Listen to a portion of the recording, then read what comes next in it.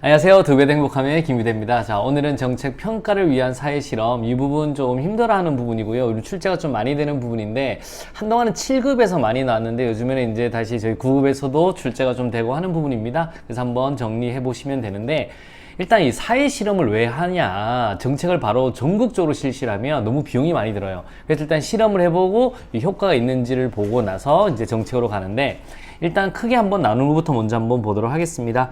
자, 일단 이걸 실험과 비실험으로 나눌 수 있는데요. 일단은 이건 쉽게 말해서 통제 집단이 있냐 없냐를 기준으로 실험과 비실험으로 나눕니다. 그런데 우리가 시험 문제에서 일반적으로 그냥 실험이라고 하면 이 사회 실험, 이 실험 두 가지를 비교한다라고 보시면 되겠습니다. 일단 실험 같은 경우는 일단은 진짜 실험, 진실험과 준실험으로 나뉘어요. 이것도 나누는 기준이 중요해요. 동질성이 있냐 없냐, 즉 실험 집단과 통제 집단이 동질성이 있으면 진짜 실험, 없으면 이제 준실험이라고 하는데, 일단 한번 보세요. 진짜 실험 같은 경우는 이제 우리 물 같으면 물 몇 도에서 끓냐 그러면 하나는 100도, 하나는 90도 이렇게 보면 H2O, H2로 똑같죠. 실험 집단과 통제 집단이 동일하면 그걸 진짜 실험이라고 하는 거고요. 준실험은 여러분 사람은 일란성 쌍둥이도 똑같아질 수가 없어요. 여러분 그래서 여기 보면 뭐 똑같을 수가 없으니까 뭘 한다? 동질화가 안 되니까 동등화를 만드는 거예요. 그래서 만약에 우리 성적 같은 경우는 규대 수업을 들으면 성적이 오른다, 이런 걸 연구하기 위해서는 1등, 2등, 3등, 4등을 어떻게 하냐면 일단 먼저 시험을 봐요. 그래서 1등, 그 다음에 여기 2등, 3등, 4등, 5등, 6등, 7등, 8등, 그래서 평균값을 유사하게 만듭니다. 그래서 이거를 이제 동등화라고 하는 건데, 매칭법, 짝짓기나 매칭을 통해서 쓴다라고 보시면 되겠습니다. 그렇게 한번 보시면 되는데, 그래서 실제로 이제 진짜 실험 같은 경우는 이거는 자연과학에서 많이 쓰는 거고요. 우리 사회과학에서는 이제 준실험을 쓴다라고 보시면 되겠습니다.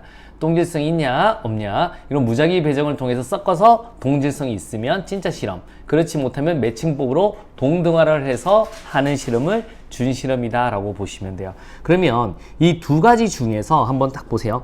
이 두 가지 중에서 일단 주로 비교를 하면 여러분 인과관계는 누가 더 좋을 것 같아요? 확실히 진짜 실험에서 하는 게 인과관계가 굉장히 좋습니다. 그러니까 여기서 내적 타당성이 높다라는 표현을 쓰는 거고, 반면에 준실험은 이제 현실에서 하기 때문에 인과관계는 좀 덜 나타나요. 반면에 일반화가 굉장히 좋다라고 보시면 되겠습니다. 그리고 이 두 가지 이렇게 비교하시면 뭐 크게 어려움은 없다라는 거고요. 이제 바로 밑에 내려가서 이제 찐실험의 종류와 준실험의 종류를 하겠습니다. 자, 다시 한번 통제 집단이 있냐 없냐, 있으면 실험, 없으면 비실험. 그 다음에 우리 실험 집단, 통제 집단이 동질성이 있으면 무작위 배정을 통해서 진짜 실험, 그렇지 못하면 준실험이다 라고 보시면 돼요. 진실험과 준실험 중에 인과관계는 누가 좋다고요? 실험실에서 하는 진짜 실험이 좋고, 우리 사회에서 하는, 일반적으로 하니까 우리 외적 타당성, 즉 일반화는 준실험이 더 좋다라고 보시면 되겠습니다. 뭐 비실험 같은 경우는 일단은 어느 정도 빼서 보시면 되고, 시험은 주로 두 개 나옵니다. 솔직히 이렇게 나누는 거는 우리 조사 방법론에서 따르면 여기서 여기로 가는 거는 인과관계가 어느 정도 있냐, 요건 진짜 인과관계가 높은 것, 그 다음에 중간, 요거는 작은 것, 요렇게 해서 이제 일반적으로 나누게 된다라고 보시면 되겠습니다. 자, 일단 실험 같으면 찐 실험의 종류 한번 보세요.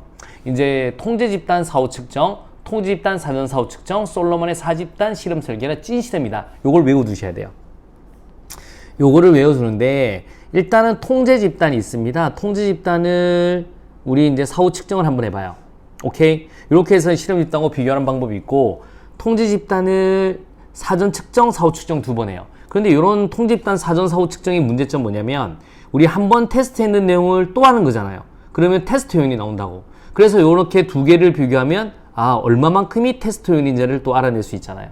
그래서 요 네 가지 방법을 다 쓰는 걸 솔로몬의 사집단 실험 설계라고 보시면 돼요. 하는 방법은 모르셔도 됩니다. 요거는 이제 조사 방법론에서 나오는 거고, 우리 정책학, 행정에서 나오는 게 아닌데, 요런 게 진짜 실험인지만 보시면 돼요. 통제 집단 들어가면 진짜 실험이구나. 통제 집단 사후 측정, 통제 집단 사전 사후 측정, 이 네 가지 다 보는 걸 솔로몬의 사집단을 진짜 실험이구나 비시면 돼요. 그래서 준실험과 찐실험 비교하는 문제가 나오니까 통제 집단 사후 측정, 통제 집단 사전 사후 측정, 솔로몬이 진짜 실험이다 라고 머릿속에 넣어두시면 되고요. 준실험 같은 경우는 이제 비동질적, 당연히 통제 집단이 비동질적이니까 당연히 준실험인 거고, 그 다음에 사후 측정 비유 집단, 원래 비유 집단이 통제 집단이 없었습니다. 사후 측정에 나중에 비유 집단을 측정한다. 역시 동일하지 않죠? 이렇게 보시면 되고, 또 준실험의 정의가 뭐냐면 시간의 흐름으로 보는 거예요. 회귀 불연속이라든가 단절적 시결 이런 거 같은 경우는 한번 보세요. 지금 대표적인 게 이런 건데 1학기 성적과 2학기 성적이 나와요. 근데 여기 3.5부터 장학금을 준다라고 할게요. 그러면 3.5 주고 나오는 이유는 이렇게 탁 성적이 팡 뛰죠. 이렇게 탁 뛰는 걸 보고 이거는 장학금의 효과 정도로 본다. 이렇게 볼 수 있는 거예요. 추세하고 비교해 본다. 그게 이제 회귀 불연속 설계 이런 개념이다라고 보시면 돼요. 그러니까 뭐만 정확히 외우자, 요거만 정확하게 진짜 실험이다라고 보시면 돼요. 여러분 비실험 같은 경우는 이제 통지 집단이 없다 했죠. 그래서 통계적 통제에 의한 평가가 뭐냐면 통계 프로그램에 때려 넣어요. 코딩해서. 그럼 저절로 답이 나오는 거고요. 그 다음에 인과 모형에 의한 연구입니다. 그래 인과 이론이 있으면 X값 넣으면 Y값이 나오죠. 그렇게 보는 거고, 그 다음에 사회적 표준. 우리 표준이 쭉 나요. 지금 같으면 우리나라 뭐 남자의 평균 키는 그걸 비교해서 보는 거예요.